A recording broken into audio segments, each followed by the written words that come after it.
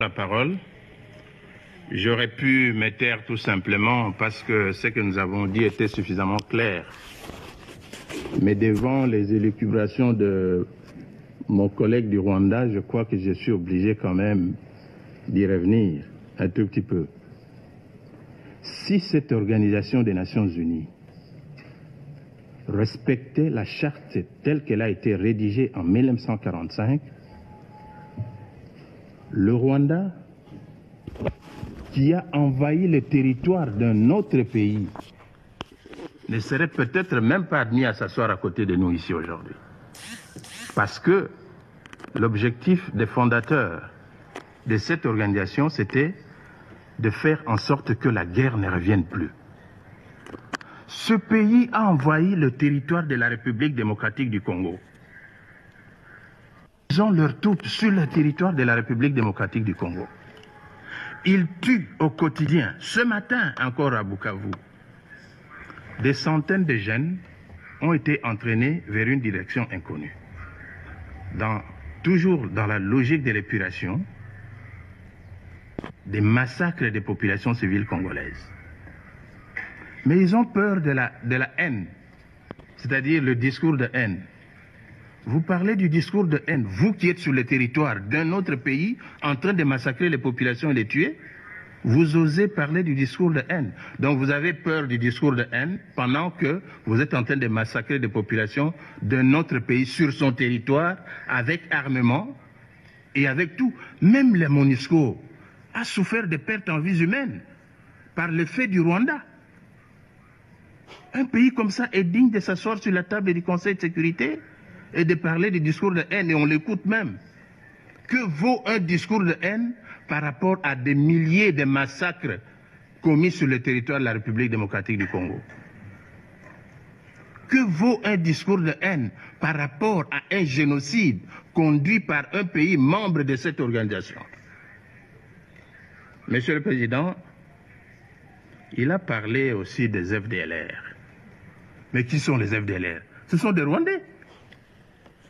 Organisez un dialogue inter-rwandais. Discutez entre vous. Vous n'avez même pas de démocratie chez vous.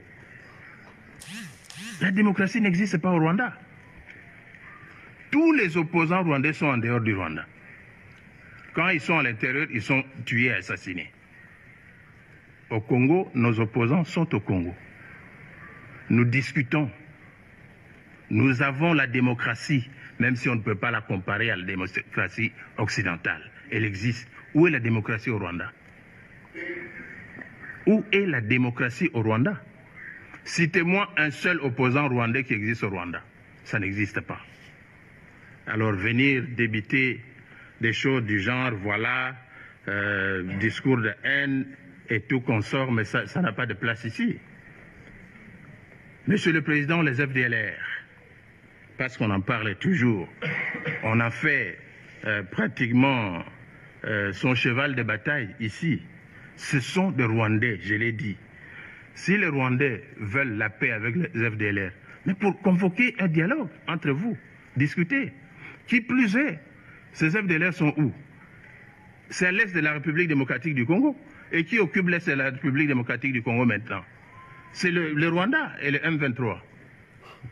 Mais nous avons dit, nous contribuons au démantèlement des FDLR. C'est ça le sens de l'accord de Washington. Tout simplement parce que nous voulons la paix. Mais qu'on ne vienne pas nous débiter ici des choses du genre comme si, à la base de toute cette insécurité, c'est les FDLR. C'est faux, archi faux. C'est l'exploitation des minerais du Congo. On ne va pas s'en départir, nous l'avons dit plusieurs fois.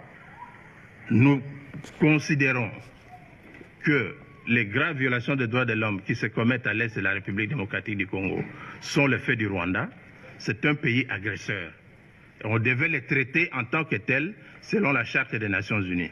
Nous sommes étonnés de constater que nous essayons toujours avec un agresseur qui vient avec des arguments, qui fait écouter même des arguments qui n'ont pas de valeur devant vous. Combien de fois parlera-t-on des FDLR? Combien de fois parlera-t-on du discours de haine? Et qui le dit? Un pays qui a envahi le territoire d'un autre. Est-il digne de le dire? Je m'arrête là. Merci, Monsieur le Président.